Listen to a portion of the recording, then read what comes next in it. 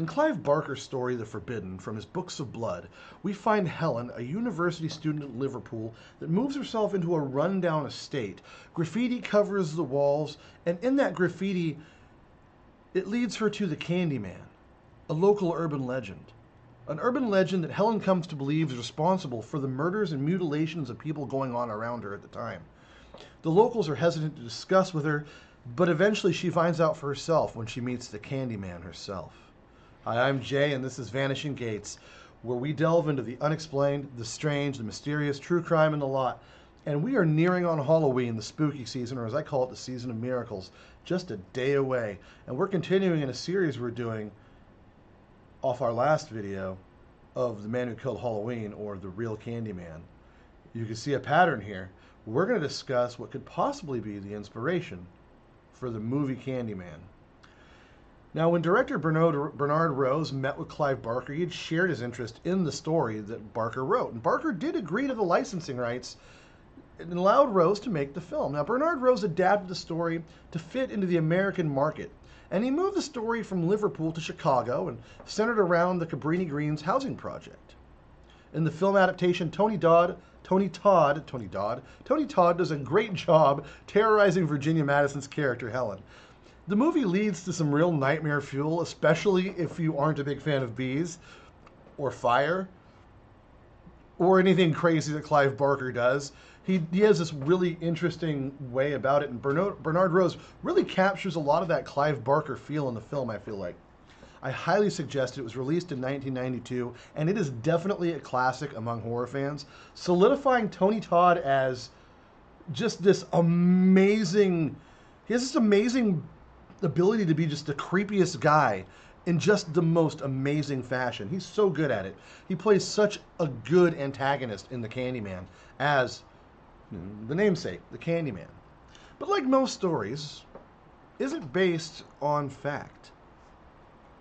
Now, to those who knew Ruthie Mae McCoy, they might call her cantankerous. She was a black woman living with low-grade schizophrenia, or maybe residual schizophrenia, like schizophrenia that starts in youth and doesn't really continue on, or it had a sign of massive schizophrenia but it only comes and goes, you don't see it all the time. But this made it difficult for her to get along with people. She'd often just yell at people for no reason at all, strangers, just holler at them. She could be found walking by herself, muttering and talking and cursing to literally no one, just to herself. It was an issue that seemed to start in her 20s, and it didn't really seem to subside as she grew longer in the tooth, as she got older, you know? She would find herself institutionalized multiple times in her life. And as poverty comes with these hardships, she found herself living in Chicago's housing projects. You know, that is the high-rise mass family and terribly put together apartment blocks made with segregation in mind. You see, while people may have applauded the New Deal at the time, one of the main offshoots were these housing projects. While making more single-family suburban homes for white middle-class Americans and the upper-class folks, they were shoving black Americans into these slums. And when you put people into these situations and castigate them, crime becomes a serious problem. There's a whole catalog of work that has and can be written about the socioeconomic damage that these programs have caused. But we're not here to talk about that. We're here to talk about one victim of these projects, and that is Ruthie Mae. See, despite her mental illness, Ruthie still worked to get herself out of the situation she was in. She refused to just give up and say, I'm stuck like this. She fought through the arduous process of getting onto Social Security income, finally getting approved when she was 52. Now, the supplemental income would come out to around $2,000 a month. That was a miserable amount for today, but in the 80s, it was a good amount for a woman in her situation. She was older, living alone. She didn't have a lot of extras that we have in today's society. That would have helped her move up quite a bit.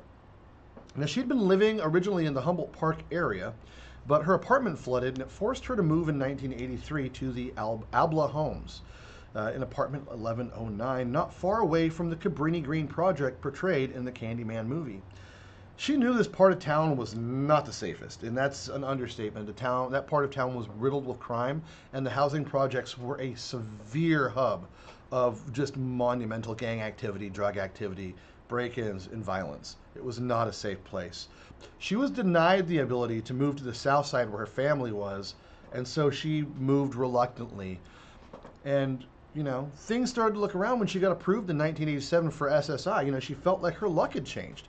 And she would maybe be able to move out and onto a better area. That was her goal, to try to better herself. And on April 22nd, 1987, though, any hope she had to move on to a better life would be just taken away from her. The 911 call came in around 8:45 p.m., and Ruthie was frantic, reporting to the operator that someone was trying to break into her apartment. She said they were coming out through the bathroom wall, or through the mirror, through the wall. All these things that didn't make sense to the operator. The operator already knew who she was. She made 2 separate calls to the police. It didn't seem to matter, though. Ruthie got hit kind of with the boy who cried wolf effect. When you say something over and over and make a lot of reports that don't turn out to be true, sometimes it's not taken as seriously. So the 911 operators, they weren't the only ones alerted to Ruthie's plight, though. Neighbors were hearing her scream. See, part of the problem with Ruthie, she was well known that she was kind of crazy. And she was telling operators, though, someone's coming through the mirror. It sounded a bit more like a mental health issue than an actual threat. Then she said they threw down the cabinet and they were coming through the bathroom. So that all sounds kind of strange to the 911 operator, like maybe a hallucination. Police did, in fact, go to Ruthie's apartment to check on her, but the dispatcher didn't note the call as a break-in originally. So the cops went out there the first on the way there, just kind of like, okay, it's a welfare check. It was a disturbance, so the cops were just looking to do a welfare check rather than provide immediate emergency assistance. That was just one part of what could be chalked up for criminal negligence, and people do make that argument. Before the officers got there, though, calls were coming in about gunshots and more screaming from Ruthie's apartment from her neighbors. When police finally got there, it seems like they just knocked on the door, it was reported. And when there was no answer, they went to the manager's office to get the spare key. But oddly enough, the key wouldn't unlock the door. It didn't fit the lock. So the officers, well, they just left. Also sounds like criminal negligence, right? Well, it isn't, because that's not actually what happened. Though that's what's reported quite frequently. What happened was a half dozen officers showed up, and they were met by 5 or so of the project security people. These are folks that work for the housing authority that are there as security.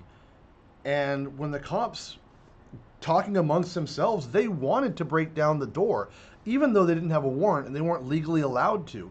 The security officers at that point said, if you do that, we're going to make sure you are sued. And this is at a point in time where law enforcement is starting to get sued more often for things like this. This is in the late 80s. It was starting to become the thing then, and that trend continues till today.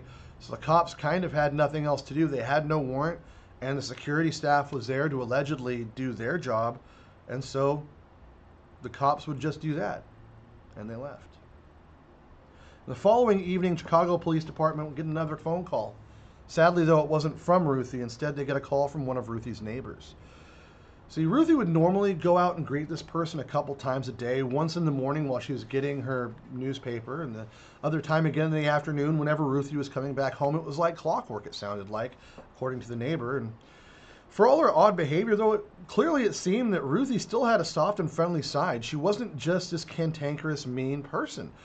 She wasn't just this crazy nut that would just talk amongst herself all the time. She actually had made leaps and bounds to try to normalize into society again and to heal herself. She had been going to therapy and doing all the things that we suggest people do. She was becoming very good at it, and she was in much better spirits leading up to this situation. She just didn't have the greatest hand dealt to her, But the second call promoted several officers, to return to Ruthie's apartment. They knocked again and again, and no one responded. Now the officers had to leave because they had nothing. They still didn't have a warrant. They just had a call to go check on it. And at this point, one of Ruthie's neighbors was done with the nonsense. Deborah Lasley, the neighbor who had called that evening prior, she said, screw it, and called the manager's office. She wasn't going to settle for a lack of action. She was like, no, my friend is hurt. Something's wrong. Management's going to do something, or I'm going to make them do something. And this is how I'm imagining it going in this gal's brain. This is a wonderful person, I can tell. My kind of gal. The kind of girl that would just kick down the door to do the right thing is what this person comes off as from everything I've read. I don't know for sure, but that's what I'm going to acquaint it with. Because she wasn't taking no for an answer, and she harassed the manager's office until they finally set a group of guys down to unlock the door. They drilled the lock out and pushed it open. When they finally got the door open, what they saw when they walked in was a mess. The apartment had been ransacked. Things had been tossed and broken and thrown around. And then there was a smell. If you've ever smelt death before, it's a very specific smell. It's one that you never really forget. It sticks in your nose, it sticks in your memory. It stays around forever. Nothing else smells like that. I can literally imagine what was going through these men's head once that hit their nose. Because when that, if you know what it is, and even if you don't, you know something's wrong. That is something that doesn't happen on normal circumstances. It only happens when someone dies. And it's a smell, man. It's hard to get out of your clothes because it never really gets out of your nose. It just sticks with you. But it hit their noses, and that was before they actually discovered the worst part of the truth is they found Ruthie Mae lying in a puddle of her own blood.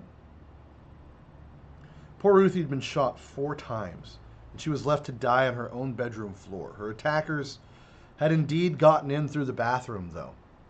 As weird as that sounded, they did. In this housing project, though, there were already rumors of gangs living in the walls for a year and a half prior to this. It was almost like a hidden city in the building, some people say, but it wasn't really. It was these little maintenance shafts we would call pipe chases in the maintenance industry. These little places for maintenance workers to get in and out without having to really do any huge surgery to the walls in the apartments. Go behind the scenes, streamline the repair, and be done with it. And that was the thought. Well, criminals had found these, and they'd been using them for that year and a half to break into apartments and sell drugs and all those kind of other activities. So the idea is that Ruthie had made some purchases since she'd gotten the SSI approved, and that it drew the attention to the scumbags that lurked looking for an easy target. Rumors seemed to have spread that she was hiding piles of money, which was a stupid rumor to spread. She wasn't making that much, but they didn't know that. But that's just how these idiots think, and that's how these things go. It would also appear that apartment 1108 was rented out, the one adjacent to her apartment. It had no renter, though, no one living in it, because that was against the rules, but I mean, it was common practice for people to rent out apartments to use for drug transactions, criminal activity, and the like. But it seems like the men had gotten through by the void in the wall from one bathroom vanity mirror to another. And it led to Ruthie's apartment in 1109 from 1108. Tim Brown came forward with a statement the day after Ruthie's body was discovered, not the Monday, the day after.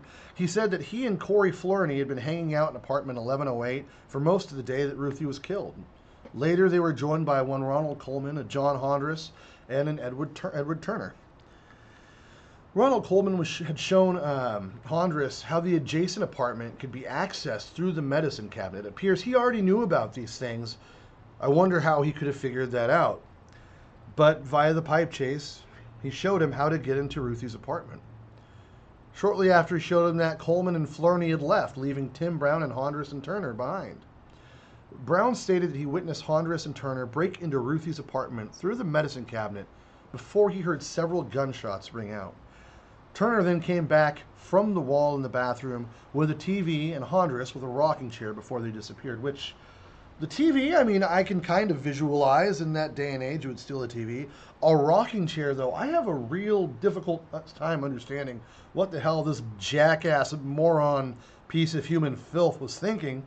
But, you know, criminals aren't intelligent, so they do things like this. Now, Turner and Hondras went back to the apartment later via the front door, which they had left unlatched, 2 or 3 hours later, and grabbed the shell casings from the apartment. That means during that time, the police had already been there. And the door was just unlocked. But because security got in the way, they couldn't get in. And I wonder if that door being unlatched is why the key wasn't working. But they said they had sent someone to go get it. I guess the manager's apartment was a block away, and they sent someone to go get it, and it was the wrong key.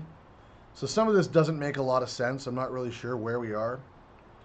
But I guess with the police going the next day, maybe after 2 or 3 hours, those guys went back and whatever. I'm not really sure the timeline there, because it comes off different in the different articles that I've read.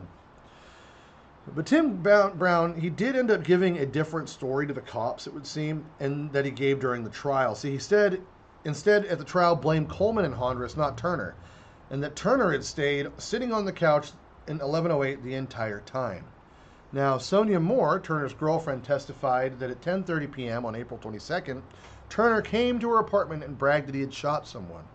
Lynette Fitch, Brown's girlfriend in 1987, testified that Hondras and Turner came to her door at 2 a.m. on April 23rd with a rocking chair and TV, wanting to store them in her apartment, but she didn't let them in.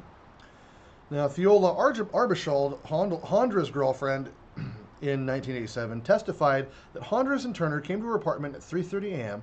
on April 23rd with a rocking chair and a TV. She let them leave the items there, and that's where they were recovered. Turner testified in his own defense. He said that he was in 1108 when he heard several gunshots next door. He ran down to the lobby. Hondras came down alone 30 minutes after everyone else. He had only been trying to brag to Moore when he said he shot someone. He hadn't meant it.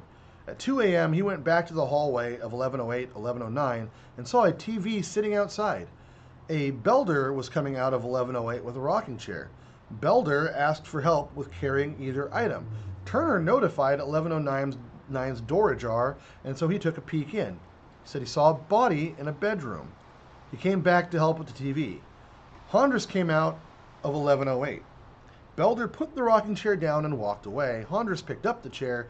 He acknowledged going around to the various apartments after trying to stash the items. In the end, Turner and Hondras were found not guilty, which is absolutely staggering. In the end, we may not know what actually happened to Ruthie, who did what. We do know Hondras was involved. His relatives were actually the ones renting out 1108, which is interesting. In the end, there are more questions than answers, like why did CHA security oppose the cops from getting into Ruthie's apartment? Why were there no backup key for her apartment? Why didn't it work? What's going on with that? Because they are supposed to have those as a housing authority, a housing project. Management is supposed to have access to the apartments in cases like this. Sadly, Ruthie was preyed on by a number of other people as well, aside from just her killers. There was letters from evangelist types trying to get money for her. There's even a thing hanging on her mirror that said, "God is your dentist," from the Reverend so-and-so who's asking her for money. Everyone failed Ruthie. Everyone but her neighbor.